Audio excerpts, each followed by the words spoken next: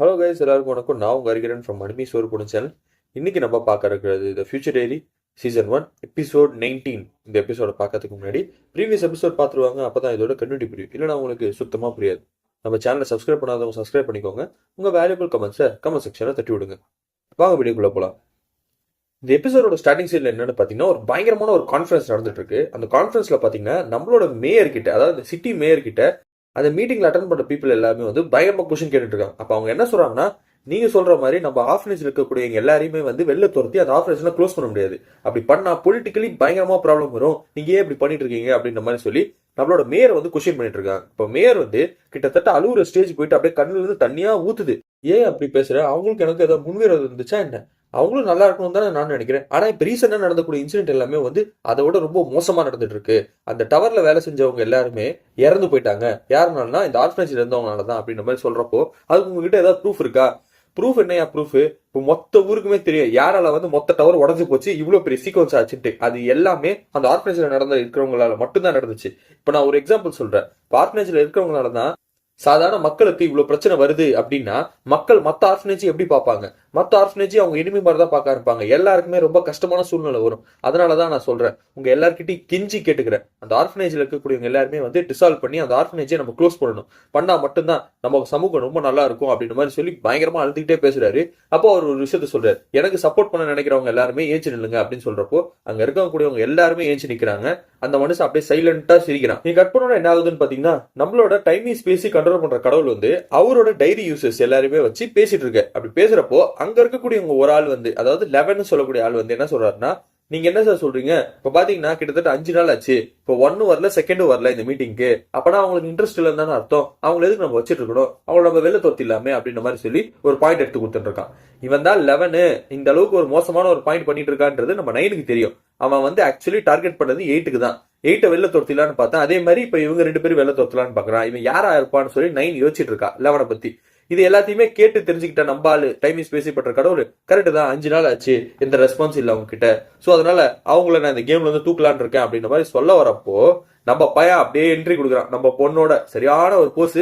அப்ப அவங்க என்ன சொல்றாங்கன்னா, நாங்க கரெக்டா டைமுக்கு தான் வந்துட்டோம், அதனால எதுவும் பிரச்சனை கிடையாது அப்படின்ற மாதிரி சொல்றப்போ, 5 நாளா என்னடா பண்ணிட்டு இருந்தேன் அப்படின்னு சொல்றாங்க. அப்ப 5 நாளா நான் என்ன பண்ணிட்டு இருந்தேன்னா, நீ யாருன்றதை கண்டுபிடிச்சா மேயர் அப்படின்றான். மேயரா? எப்படா நீ என்ன கண்டுபிடிச்ச அப்படின்ற மாதிரி சொல்றப்போ, பட் நம்ம டைம் ஸ்பேஸை கண்ட்ரோல் பண்ற கடவுள் என்ன சொல்றாருன்னா, சரி ஓகேப்பா, இதுக்கு மேல உங்க எல்லாரையும் மறைச்சு வச்சு எந்த ப்ரோஜனமும் கிடையாது, ஒருத்தருக்கு ஒருத்தர் நீங்க பாத்துக்கலாம் அப்படின்ற மாதிரி சொல்லி அவங்க மேல எல்லாம் ஒரு கோட்டிங் இருந்துச்சு, பிளாக் கோட்டிங் மாதிரி. அதை எல்லாத்தையும் ரிமூவ் பண்ணி எல்லாருமே அவங்கள பாத்துக்கலாம். அந்த மாதிரி ஒருத்தங்க யாருன்றதை ஐடென்டிஃபை பண்ணிக்கலாம் ஈஸியா. நம்மளோட 11th ஒரு விஷயத்தை கேட்கிறாரு நம்மளோட பையன் கிட்ட, என்னை எப்படி நீ கண்டுபிடிச்ச அப்படின்ற மாதிரி சொல்லி கேட்கிறப்போ, அது ரொம்ப ஈஸி, ரொம்ப சிம்பிள்.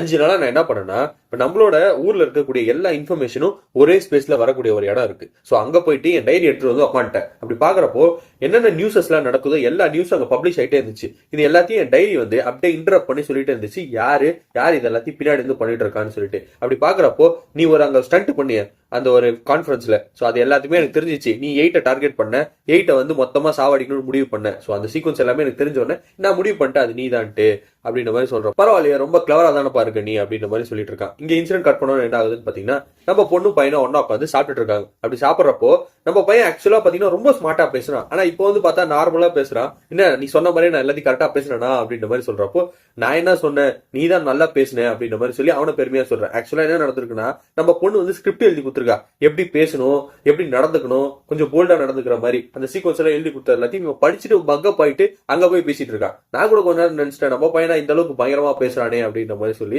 ஆனா எல்லாமே ஸ்கிரிப்டட் தான். சோ இவங்களுக்குள்ள டிஸ்கஷன் நடந்துருக்கும் என்ன ஆகுதுன்னா, நம்ம கூட டிஸ்டேஜ் பண்ணிட்டு இருக்கா. இவனுக்கு ஐயோ நம்ம முன்னாடியே டிஸ்டேஜ் பண்றாளே அப்படின்ற மாதிரி சொல்லி ஒரு மாதிரி ஹெசிடேஷன் ஆகுது நம்ம பையனுக்கு. அப்ப அவங்க கூட நடக்கக்கூடிய டிஸ்கஷன் என்னன்னா, இப்ப 8 டார்கெட் பண்ணிட்டான். சோ இப்ப 8 காப்பாத்தலாமா இல்லனா 11 கூட போய் சேரலாமா அப்படின்றத நம்மளோட சீக்வன்ஸாவே இருக்கணும் அப்படின்ற மாதிரி சொல்லி அவங்க கூட பேசிட்டு இருக்காங்க.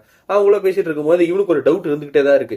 என்னன்னா, எப்படி நம்மளால வந்து 8 தோக்கடிக்க முடியும்? ஏன்னா 8 கிட்ட பாத்தீங்கன்னா ஒரு சர்வர் டைரி மாதிரி இருக்கு, நிறைய பேருக்கு யூசர் கொடுத்து வச்சிருக்கா. அப்ப அவங்க எல்லாருக்குமே ஒரு டைம்ல என்ன பார்க்க முடியும், அவங்க எப்படி ஜெயிக்க முடியும்? அந்த அளவுக்கு நம்ம பைபிளுக்கு தாட் ப்ராசஸ் இருக்கு. ஆனா அதுக்கு ஒரு நோட்டை கொடுக்குறா, இந்த நோட்டை படி, இந்த நோட்ல அதுக்கான சீக்வன்ஸ் எல்லாத்தையும் எழுதி வச்சிருக்கேன் அப்படின்ற மாதிரி சொல்றப்போ, சரி ஓகே கரெக்ட் தான், பட் இருந்தாலும் என்னன்னு ஜெயிக்க முடியுமா அப்படின்ற மாதிரி சொல்லி கேட்கிறப்போ, நம்ம பொண்ணு அவன் மேல அப்படியே உழுந்துட்டு ஒரு விஷயத்த சொல்றா. என்னன்னா, இந்த பேர் ஒரு விஷயத்த மட்டும் நீ மறக்கவே மறக்காத, நீ உங்க அம்மா அப்பா 2 பேரையும் வந்து உயிரோட கொண்டு வரணும்னு நீ நினைச்ச.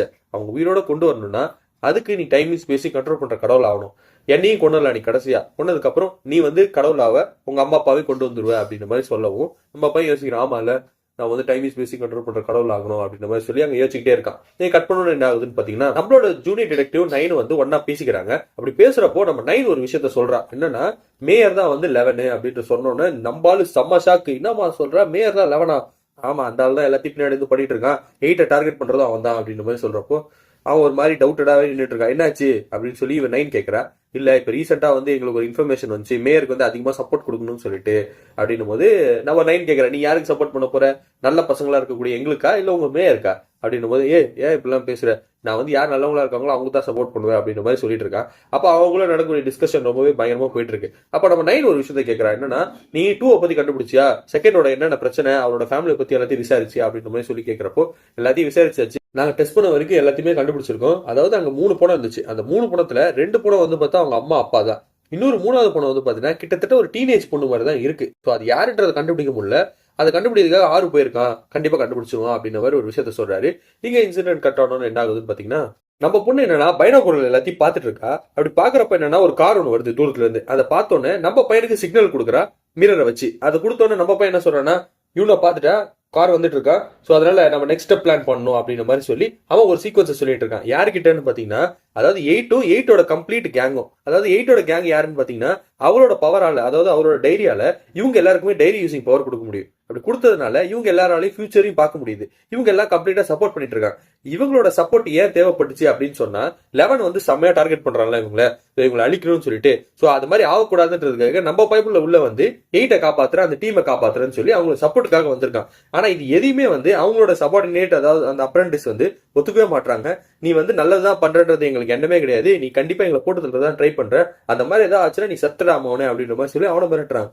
என்னடே அந்த மாதிரிலாம் என்ன எனக்கு கிடையாதுடா, நான் வந்து பிளான் சொல்றேன் வாங்கன்னு சொல்லி பிளான் சொல்றப்போ இங்க கார் வருது, கார் அட்டாக் பண்றதுக்கான சீக்வன்ஸ் எல்லாத்தையுமே வந்து பயங்கரமா டிஸ்கிரைப் பண்றான். ஒருத்தருக்கு ஒருத்தர் அவங்களோட வேலையெல்லாம் அசைன் பண்றான். ஏன்னு சொன்னா எல்லாருக்கிட்டையும் ஒரு டிஃப்ரெண்ட் டைரிஸ் இருக்கு. அந்த டைரியை வச்சு சண்டை போடுறப்போ எல்லாருமே பயங்கரமா ஜெயிச்சிருவாங்க அப்படின்றது தான் ஃபுல்லா கம்ப்ளீட் பிளானாவே இருக்கு. ஸோ அப்படி பேசிட்டு இருக்கும்போது என்ன ஆகுதுன்னு பாத்தீங்கன்னா இந்த கார் எல்லாமே வந்துட்டு இருக்கு. காருக்குள்ள யார் இருக்கான்னு பார்த்தா 11 இருக்கான். அதுக்கப்புறம் நம்ம ஜூனியர் டிடெக்டிவ் தான் வந்து ஃபுல் கண்ட்ரோலுமே. இந்த கார்ல வந்துட்டு இருக்கும்போது திடீர்னு யாரோ நிறுத்துறாங்க.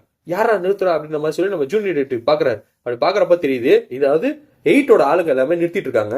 அவங்க வந்து அப்படியே ஒரு ஸ்மூத் ஸ்கிரீன் போடுறாங்க. போட்டோம் ஐயோ இது ஆம்புஷ், எல்லாம் ரெடியா இருக்கடா அப்படின்ற மாதிரி சொல்லி எல்லாருமே சீக்வன்ஸ் பண்ணிட்டு இருக்கானுங்க இதுல இருந்து தப்பிக்கிறதுக்காக. அப்படி பண்றப்ப என்ன ஆகுதுன்னு பாத்தீங்கன்னா ஒரு சைட்ல இருந்து ஃபுல்லா 8 ஆளுங்க எல்லாம் வந்து இறங்குறானுங்க. இதை பார்த்தாலும் இவங்களுக்கு முஞ்சிச்சுரா சொல்லி சீக்கிரம் வெளில போங்கடா, போய் சண்டை போடுங்கடா அப்படின்னு மாதிரி சொல்லி எல்லா ஆளுங்களும் வெளில இறங்குறாங்க கன் எடுத்துக்கிட்டு. அப்படியே ஒரு மாதிரி சண்டை போயிட்டு இருக்கு சீக்வன்ஸ். அந்த டைம்ல நம்மளோட பையன் உள்ள வந்து அப்படியே வெட்டி தள்ளுறான் எல்லாரையுமே.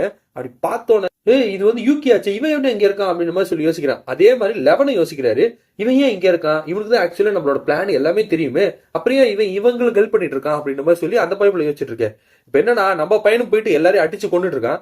இது எல்லா சீக்வன்ஸும் என்னன்னா அவங்களோட சப்பார்டினேட்ஸா இருக்கக்கூடியவங்க அந்த அப்ரண்டிஸ் எல்லாமே இது எல்லாத்தையுமே பார்த்துட்டு என்ன நினைக்கிறாங்கன்னா கண்டிப்பா நம்ம 11 தோக்கடிச்சிருவோம் போல இருக்கு, 1 சொன்ன மாதிரி பிளான் 100% ஒர்க் ஆகுது அப்படின்ற மாதிரி சொல்லி அவன் ஒரு விஷயத்த சொல்லிட்டு இருக்கான். கொஞ்ச நேரத்துல என்ன ஆகுதுன்னு பாத்தீங்கன்னா இவங்க வந்து ஒரு ஆக்டிவேஷன் ஆன் பண்றாங்க. என்ன ஆக்டிவேஷன்னா இவங்க எல்லாருக்கும் வந்து பாத்தீங்கன்னா ஒரு சர்வர்ல இருந்து தான் எல்லா நோட்டிபிகேஷனும் வந்து ஊந்துட்டு இருக்கு. இவங்களாலே டைரி யூஸ் பண்ண முடியும். அந்த சர்வரை ஜாம் பண்ற மாதிரி ஒரு மிஷினை வச்சிருக்காங்க. அதை பண்ணோன்னு என்ன ஆகுதுன்னா எல்லாருக்குமே லாஸ்ட் கனெக்ஷன் சொல்லி வந்துருது. ஐயோ என்னடா அது, எங்களால ஃபியூச்சர் பார்க்க முடியல அப்படின்னு மாதிரி சொல்லி இவங்க எல்லாமே பதறாங்க. அவங்க பதற நேரம் ஒரு கன்ஷாட் வருது, டபால் டபால் டபால் டபால்ட்டு எல்லாருமே ஊந்து சாவறாங்க. யாரா அதுன்னு பார்த்தா சுடுறதே நம்ம பையன் தான். யோ என்னையா பண்ற, எல்லாரும் சுட்டுட்டு இருக்க நீ அப்படின்னு போது சொல்றப்போ டேய் போட்ட ஸ்கெட்சே உங்களுக்கு தான்டா, 11க்கு இல்லடா அப்படின்ற மாதிரி சொல்றான். ஏன்டா எங்களை எல்லாரும் ஏமாத்துறேன், என்னடா நீ நினைச்சிட்டு இருக்க, நாங்க என்னடா உங்களுக்கு பாவம் பண்ணோம் அப்படின்ற மாதிரி சொல்லிட்டு இருக்க நேரம் நம்ம பொண்ணு அங்கிருந்து வேகமா ஓடி வந்து கத்தி எடுத்து அவங்களோட ஆள், அதாவது 8 ஆள் ஒண்ணு அப்படியே கழுத்து சீவிட்டு அப்படியே போற அசால்ட்டா. இதை பார்த்தோன்னா இவனுக்கு என்ன பண்றதுனே புரியல. எல்லாரும் சேர்ந்து எங்களை ஏமாத்துறீங்களாடா, உங்களை சும்மா விட மாட்டேன், நான் உன்னை கொல்லாம விட மாட்டேன்னு சொல்லி அவனை கொல்றதுக்கு வரேன். அந்த டைம்ல நம்ம பொண்ணு போயிட்டு அவனை அப்படியே கொண்டு முடிச்சிடறா. 8 இதெல்லாம் பார்த்துட்டு பயங்கரமா பயந்துட்டு அப்படியே அழுதுட்டு அப்படியே ஓடிடுறா. அப்படி ஓடுறப்ப என்ன ஆகுதுன்னா இங்க வந்து ஆல்ரெடி போலீஸ் ஆஃபீஸர் வந்து கார்ல வந்தார்ல, அவர் என்ன சொல்றாரு, நீ வண்டியில ஏறுமா நம்ம போயிடலாம் அப்படின்ற மாதிரி சொல்லி வண்டியில ஏத்திட்டு அப்படியே கூட்டு போயிடறான். ஆக்சுவலா என்னன்னா அந்த வண்டியில போலீஸ்காரரும் இருக்காரு, அப்புறம் நம்மளோட 11 இருக்கா 8 இருக்கா 3 பேர் அப்படியே போறாங்க. இப்ப இங்க பாத்தீங்கன்னா நம்மளோட பொண்ணு பையனும் கார் எடுத்துட்டு அப்படியே சர்ன்னு போறாங்க. இவங்க போறப்ப இவங்களுக்குள்ள நடக்கக்கூடிய பிளான் என்னன்னா எப்படியாவது அந்த காரை நிறுத்தணும், அதுக்கு என்ன சீக்வன்ஸ் பிளான் பண்ணலாம் அப்படின்ற மாதிரி சொல்றப்போ அவங்க டைரியை பார்த்துட்டு இருக்காங்க. டைரியை பாக்குறப்போ சீக்வன்ஸ் தெரியுது, காரோட டயரை சுட்டா முடிஞ்சிச்சு, அது அப்படியே ரோல் ஆகி கீழே விழுந்துரும், அப்புறம் இவங்களை நம்ம எல்லாம் கொண்டுடலாம் அப்படின்ற மாதிரி சீக்வன்ஸ் பிளான் பண்ணிட்டு இருக்க போது அதுல கீழே ஒரு நோட்டிபிகேஷன் வருது. ஆறு வந்து ஒரு விஷயத்த சொல்லியிருக்காங்க. என்னன்னு பார்த்தா அந்த மூணாவது படம் யாருன்றதை கண்டுபிடிச்சிட்டேன், அது யாருன்னா அப்படின்ற மாதிரி சொல்றத நம்ம பொண்ணு பார்த்து பயப்படுறா.